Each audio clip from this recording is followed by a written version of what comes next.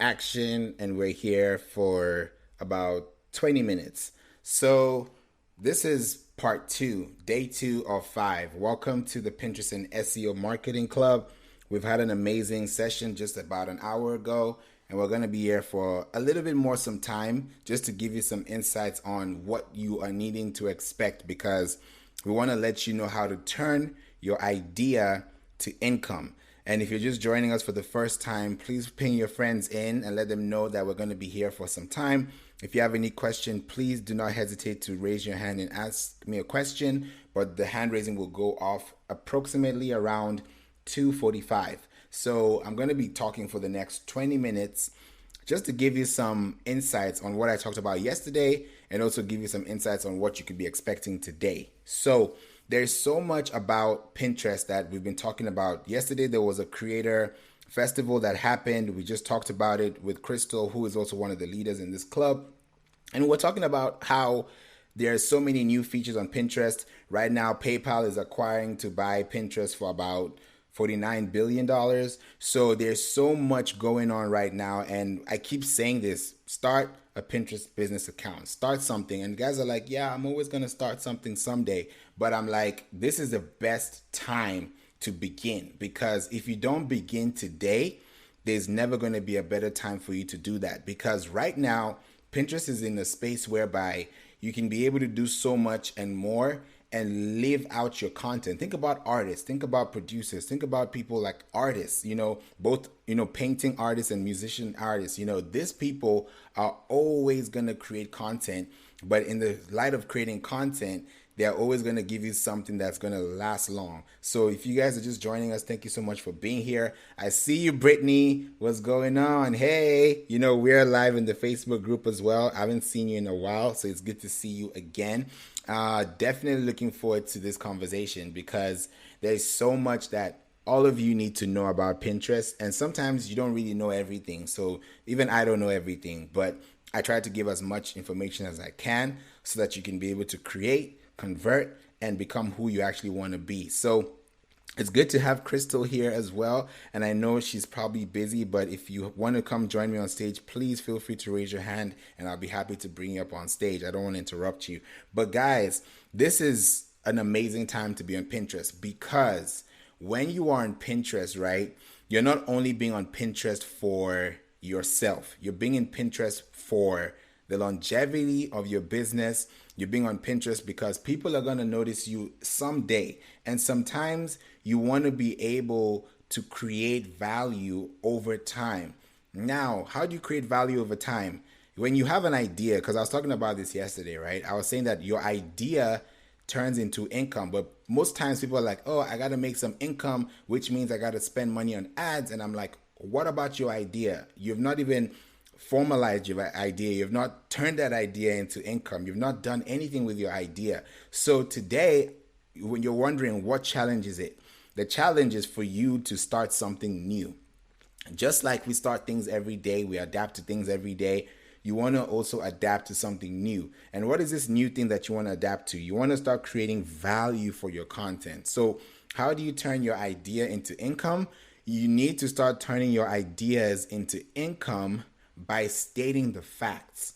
And what are the facts? The facts are, my business is doing this and this and this. So I need people to see me for this and this reason. So when you start thinking about it that way, you start building relationships with your audiences, because now your audiences are turning into clients. They're turning into loyal consumers. They're turning into people who are going to start finding your content consistently. So at this point, you need to be very, very focused on why you are being online. Why are you doing business the way you're doing business today?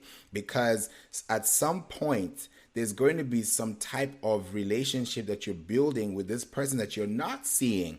Imagine an imaginary PayPal friend. You know how people used to do pen pals back in the day? Think about those kind of things, because now you're building inspiration as you go. And sometimes it takes a while to really get that inspiration out the window or out the door. So you want to be able to be part of the conversation and be part of something that's going to last long, because when you are lasting long, guess what? Your business is going to last long as well. Guess what? Your children are going to acquire that business, or somebody's going to take that business and take it to the next level because you started an idea. Look at PayPal. We're talking about PayPal, buying Pinterest. Crystal was running a room not too long ago in this club talking about it.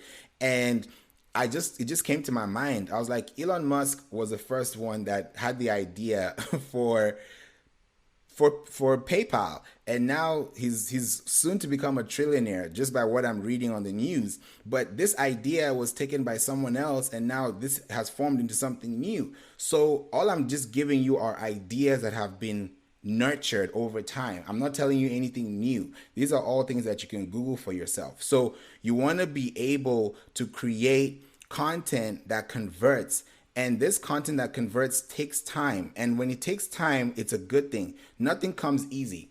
I'm going to tell you this again. Nothing comes easy. Sometimes you think, oh, I want to rank on Google for this. I want to rank on Google for that.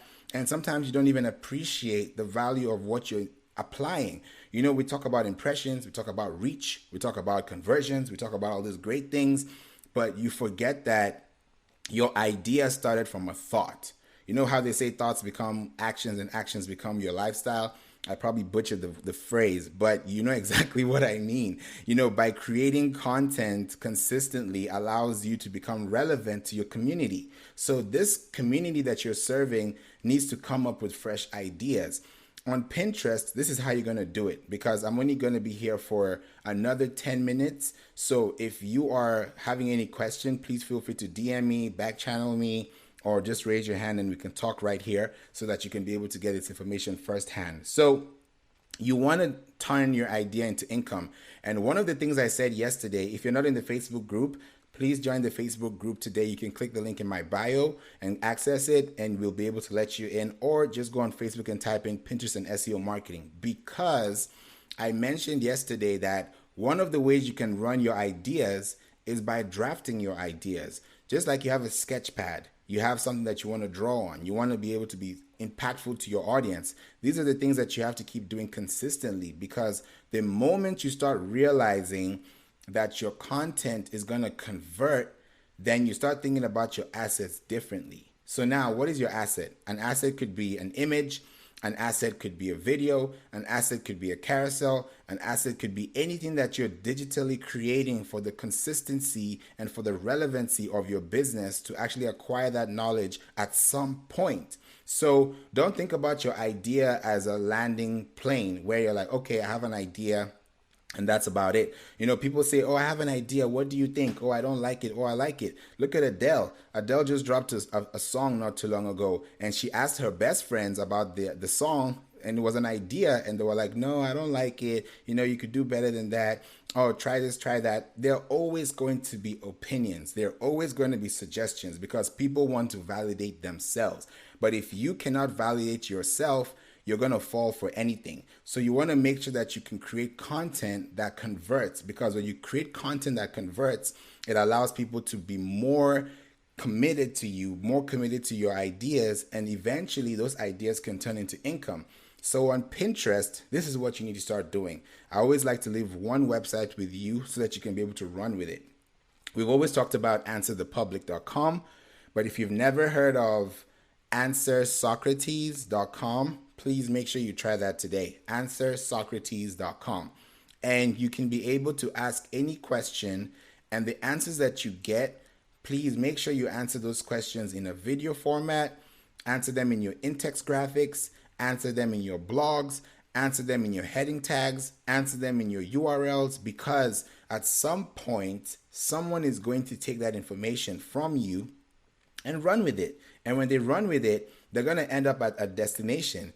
And it's a marathon. It's not a sprint. So you want to be able to give people things they can chew on and digest with on a consistent basis, so that you don't overwhelm your audience. Neither do you have time to keep on telling them the same thing over and over without them actualizing it first. So these are the things that I want to challenge you with today. If you're not challenged enough to start a Pinterest business account, I'll give you guys this insight real quickly, right? So Neil Patel, shout out to Neil Patel. He said this in one of the emails that I received not too long ago. And he mentioned that there's a 30% increase. And I'll repeat this. There's a 30% increase in business accounts on Pinterest from last year to this year, in the last 12 months.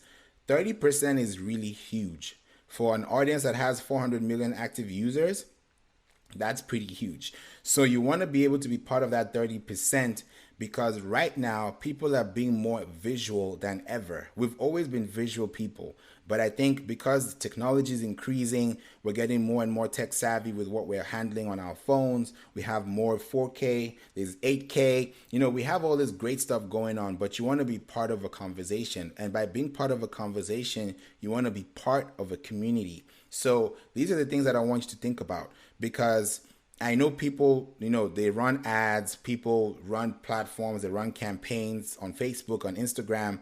But I realized one thing. You can always run a Facebook ad, right? And an Instagram ad. But as soon as that ad is completed and it's done, you have to rerun it again to attract those same people. It's a fact. Unless you're posting related pieces of content around your content pillar to keep people in the loop, which is great. But do you remember when Facebook, Instagram, WhatsApp, and Messenger went down? What could you have done, with your business for those 24 hours or maybe more or less, plus minus, that you could have done differently? Some people went straight to their email list. Some people went to Pinterest. So you want to be very focused on what you're focusing on so that your business can live on past you. Because when you post something on Pinterest, trust me, within 3 months, within 6 months, within 9 months, within 12 months, if that content piece was done correctly, you could still be making profit, surplus, building income, passive income. You could be building these things as you sleep, because sometimes you want to post, and you're not sure who's going to see it. But on Pinterest, people are searching for things they want to see. So if you put yourself out there where they see you and they keep seeing you all the time, then that tells them that you are someone that actually cares about them when they're being searched for, or when they're searching for things that you'd produce. So I just wanted to give you guys a quick highlight on that. Answer Socrates is a really good platform to do that. So I wanted to open the floor, but I wanted to ask a question to everyone by a show of hands, and then I'll close out the hand raising, opening it again for questions. So just by a show of hands, how many of you right now have a website and have a website that is working to your business or working for your business? Just by a show of hands. We have 1, we have 2. Okay, we have 2. Okay, 3. Okay, that's pretty much almost everyone. So, okay, I see some hand raising. Okay, thank you so much for letting me know. So you have this website, and your website is being tracked by Google. If you don't have a website that's being tracked by Google, then you don't really have a website per se, because your website is not showing anywhere on the map. That's why there's something called a sitemap. So you want to be able to have your content on your website searchable by Google, so that when someone is searching for what you do, you end up on the first page, the second page, the third page, the fourth page, the fifth page. You can be on a lot of pages at the same time. But what is more important for you to even notice is that the moment you start realizing that your content is converting, you start to actually optimize your content. So let's say you have an idea, and this idea did so well, and everyone's like, wow, this is really, really cool. Take that same idea, go to Google or go to Pinterest and search and see what are people talking about on this idea that I just came up with. And if no one is talking about it, you be the person to talk about it, because when you start talking about things like this, it allows people to be more and more connected to you, more and more committed to you, because people are always looking for a sale. They're always looking to pay something, to buy something. And that's great. I'm not even focused on the income. I'm focusing on my idea, because my idea can turn into a huge thing that somebody can be able to pay for one day. But that payment only comes in if you're committed to what you're doing. So sometimes you may think that, okay, I have a website, I'm paying every year for this domain, I'm paying every month for this plan, I'm paying every week for this subscription or whatever it is you're paying for, but you're not seeing results. You want to sit back, you want to think, you want to strategize, and you want to optimize. Why do I use these two words, strategize and optimize? Because when you strategize, you're planning ahead. And when you optimize, you're working in reverse, if that makes sense. And I'll explain this. When you're planning ahead as you strategize for something, you're planning towards something. So like right now we're in October, people are going to be looking for Halloween costumes, Halloween ideas. How do what's the decor? There's furniture involved. There's all these amazing things happening. In November, it's Thanksgiving.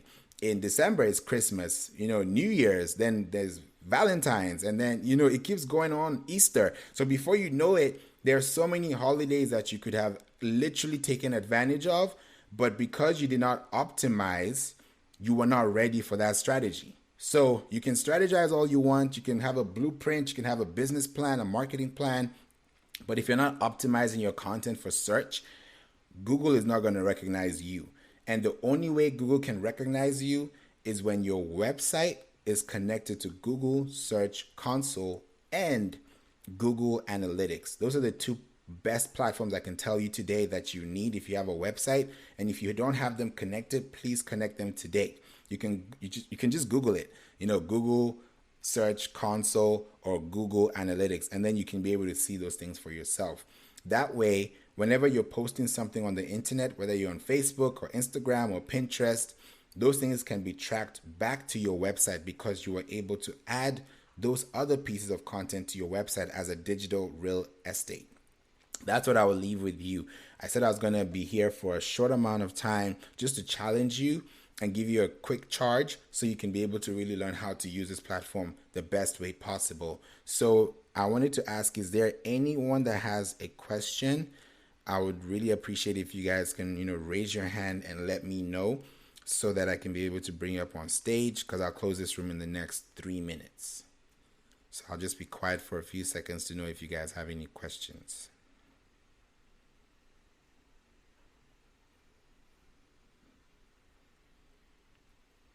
Okay, we have a question coming in. I don't want to be the only one on stage, guys, and don't feel shy. This is an open stage. Hey, Deborah.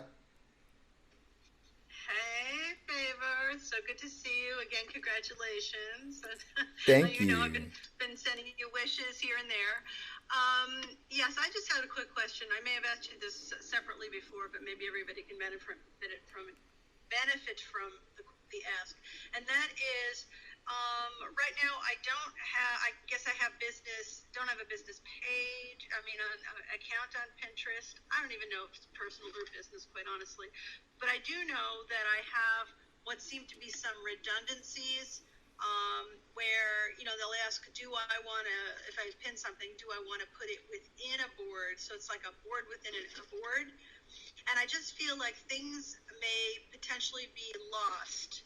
And so my question is, if it's a business account and someone is searching, let's say, for, black pumps, and I have black pumps in a couple different places, will it search out and will it be able to sift through everything that I have but kind of aggregate it to one response that is me? Does that make sense? Yeah, I want to also I ask. want to make. Okay. No, go ahead. Yeah. I mean, I don't know if that made sense to you, but yeah, I don't want to feel. I'm concerned that if I put something in, let's say, on board A, and someone is searching, and they're only getting results from board B, then board A, which might yield the answer they want, would kind of go unnoticed because it's like within a deeper file, so to speak. Oh, I think I know what you're talking about. So, are you referring to, like, let's say you create a Pinterest board and then you create something called, I think it's called a section. Yes. So it's like a section within a board that is like it's like a tree. So let's say you have one board and then you have three sections, but someone's looking for something specific in one of those sections, but because it's too deep in the file, they can't find it. Is that what you're referring to? Yes, exactly. So are sections searched as if they were full boards, or do they really have to come up a level to just be on the board and not within a section in order to be found? Great question. So sections are recommended on Pinterest, but they're not mandatory because the sections are just for you to like just have a different like a personality that you can be able to diversify. I'll give you a quick example. So let's say you have a board that says home decor, right? And then you have different sections that says bathroom, living room, garden, attic, garage, or maybe kitchen. Those are different sections within the decor. But if you have someone that's searching for, like, let's say kitchen ideas, then because you were able to save your pin to the most relevant board and not a section board, which is your decor, then someone can find your section because you were able to align it back to their search query. Does that make sense? Yes, it does. It does. Yeah, because that's the only way you can be able to do it. Because when you look at the board that you create, it's going to be like pinterest.com/, the name of your board, then / the name of the section. So you want to make sure that the name of your board and the name of your section are together. But even if you have a million posts or a million pins in your board, that doesn't allow someone not to find you, because how they're only going to find you is if you were able to save that pin to the most relevant board. So it's like for example, let's say you save your contact section on your website to your portfolio, or your gallery to your homepage instead of the other way around. Someone's going to get confused. But if you do it in a way that okay, I know where everything is, then someone can find it because it has been aligned to your search, and at least the person can feel at home because you were able to give them a navigation and an easy access to your content without them looking too far and too deep. Great. Okay, I just have one other question regarding that, and this may be so rudimentary, but didn't get the memo on this. When we put a description of a post, do you hashtag that also? Ooh, hashtags. Hashtags are always debatable. So hashtags on Pinterest, they work and they don't work. And I'll explain. They work because if you click on them, they usually have a blue highlight on it, which is great. Let's say you have a personal brand and you want to like use a hashtag. It's available, it's recommended, but it's not also mandatory because it's not going to really help you in terms of search. But what you can do to replace that, because you also don't want to have a tacky description as well and have like 5 different hashtags, because sometimes people don't like those things when they see that. They want to just find the picture, make it visually aesthetically pleasing, and then end up to the place where you want to send them to. So the best thing I would say is replace the hashtag and put that into your alt text, which is your alternative text. And that way you can be more descriptive, and then your hashtags can actually space out even more. But you can try it, because some of the pins that I did last year are still ranking because they have hashtags and because they don't have hashtags too. So you can always try it, but it's not like you're not obliged, you're not obligated to like have a hashtag in each of your posts. So you can, it's pretty much trial and error, but they still work anyways. But it wouldn't really like determine your search result. Is it worth doing a split test of the same image? Oh yeah. Or Oh yeah. because it's not as a Or because you said something about because. I was going to say, or because unlike Instagram or Facebook, Pinterest is maybe slow to build but yet lasting. That doing a split test wouldn't really give you the results very rapidly. Like you wouldn't know right away what was. Oh, you can definitely do the splits, because on Instagram you can't really do split testing, because once you post it, that's it. But and then 2 weeks later, no one's really liking that post unless it's somewhere in your blog or somewhere that someone can refer to, or you repurpose it through a story.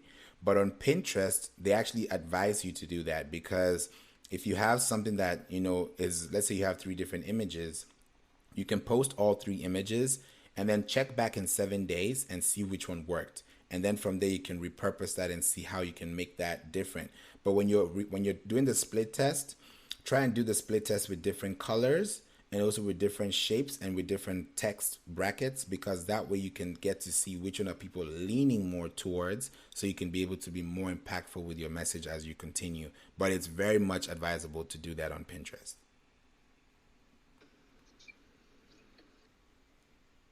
I'm glad I was able to help you. Was that all the questions you had, Deborah? Just want to be sure that you're satisfied and I'm able to clarify things for you. Yes, that I am satisfied. You're just always on target, giving and giving. So yes, absolutely, and I hope that helped the people. Thank you so much, Deborah. I really appreciate it. Guys, since there's no one that wants to raise your hand, I'll give you guys 10 more seconds because I wanted to close this room before the top of the hour. But today was challenge day 2 of 5, so that you can be able to learn how to use your ideas and turn them into income.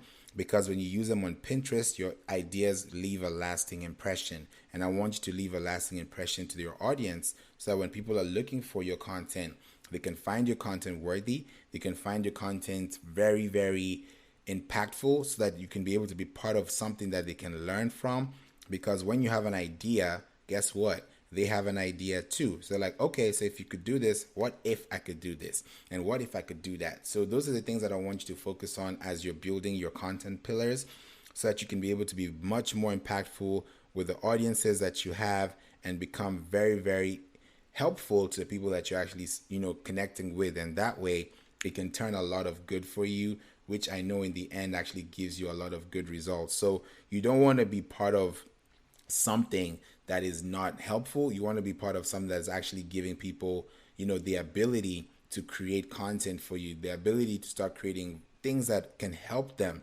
And that's when you start seeing a lot of retention, a lot of things that are going to start happening for your business. Because at some point, you don't want to just say, oh, I posted something today, it went out, and then nothing happened. Because that can happen on Instagram. For me, it took a long time because nobody was commenting on my Instagram posts. I felt like my Instagram was just dead. I didn't think that anything was happening to it. And then when I connected it to Pinterest, I started seeing a lot of results, because now there's a lot of relationship between my content and the people that are actually connecting with the content. So I'm just saying this for you guys to know that don't feel shy about your pieces of content, because your ideas are valid. Your ideas have some genius in them, and your ideas can help someone make a better decision about their day. So I just wanted to give you guys some light on that. Tomorrow we're going to be here at 1:30 p.m. We're going to be talking about the same thing, but it's going to be day 3 of 5. And then I think I'm going to definitely, that's what I'm going to do. I'm going to share my screen with you guys just to give you guys some insights, because I've not done that in a while, so you guys can be able to see this. And if you're wondering where I'm showing you this, it's in the Facebook group. We have a Facebook group for the Pinterest and SEO Marketing Club on Clubhouse. So feel free to join us. Click the link in my bio so you can be able to access it. And don't miss out on anything, because when you binge watch and you listen to these things over and over again, they're able to help you. We also have some of the rooms that we have on Clubhouse broadcasted to the We Don't Play podcast, which is available on your favorite podcast station. We're on about 14 podcast platforms. So feel free to listen. Just tune in and have a good time, because this information is not going anywhere. But more importantly, you need to be part of the process so you can enjoy and trust the process. So with that said, thank you so much, everyone, for being here. Deborah, thank you so much for joining us on stage. Denise, Mpo, Michelle, Stacy, and also Sharonai's Makeup. It's good to see you. Eswak and Shirley. Thank you so much, everyone, for being here. I really, really appreciate your time, and I'm so grateful that you guys were able to join me today. So with that said, enjoy your afternoon, your evening, wherever you are in the world. Stay blessed. God bless, and I'll see you guys soon. Talk to you.